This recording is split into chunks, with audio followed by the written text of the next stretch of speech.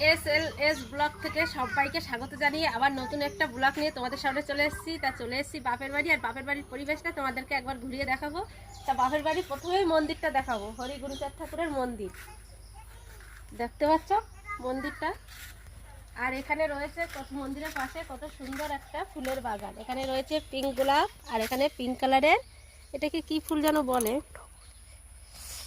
আর এখানে ফুল ফুটেছে হলুদ হলুদ, এগুলো মন্দিরের পাশেই লাগানো, সুন্দর লাগছে। আর একটা জিনিস দেখাবো তোমাদের, বাপের বাড়ির পুকুরটা তোমাদেরকে একবার দেখিয়ে দেবো। বাপের পুকুরে জলটা শুকিয়ে গেছে, আর বাবা এখান থেকে পুকুরে মাটি কেটে কেটে সারা পাশে পুকুরটা বেঁধে ফেলেছে, পাড় বেঁধে ফেলেছে।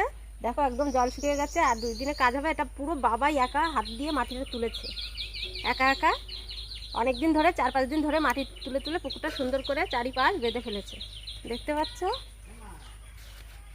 তো বন্ধুরা চলে এসেছি একটা দাদু বাড়ি, আর দাদু বাড়ির এখানে পুকুর রয়েছে, দেখো কত সুন্দর পুকুর। আর পুকুরের পাশে কচু গাছ হয়েছে, কালো কচু, এগুলো হলো কচু শাক। এই কচু শাক খেতে খুব সুন্দর লাগে, দেখো কত সুন্দর হয়েছে কচু গাছগুলো, আর কচুর লতিও হয়েছে। আর এখান থেকে আরেকটা জিনিস নেব, সেটা তোমাদেরকে দেখাবো, তো চলো।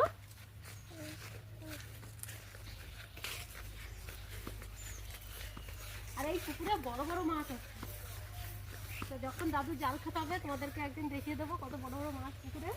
আর এখান থেকে নেব ডুমুর, আজকে এই ডুমুর ফল রান্না করব, তাই ডুমুর ফলটা রান্না করব। এখন এখান থেকে কিছু ডুমুর আমি তুলে নিয়ে যাব। আর এই ডুমুর গাছটা একদম পুকুর পাড়ে হয়েছে, আর গাছটা ভরে একদম ডুমুর ভরে গেছে। তো এখান থেকে কিছু ডুমুর আমি এখন নেব, দেখো ডুমুর ফল। আর এই ফলগুলো তোমরা কে কে চেনো আমাকে কমেন্ট করে জানাবে। তো বন্ধুরা ডুমুর তো তুলে নিয়েছি, আর এখানে দাদু লাগিয়েছে ডাঁটা শাক। আর এই ডাঁটা শাকগুলো একদম সার ছাড়া, একদম সার দেওয়া নেই, একদম অল্প সারে তৈরি হয়েছে, খেতেও খুব সুন্দর। আর এখানে আরেকটা জিনিস তোমাদেরকে দেখাই, এখানে দেখো একটা ভাড়ের উপরে কালিয়ার চুন দিয়েছে, যাতে কার নজর না লাগে, তার জন্য দেখতেও ভালো লাগছে।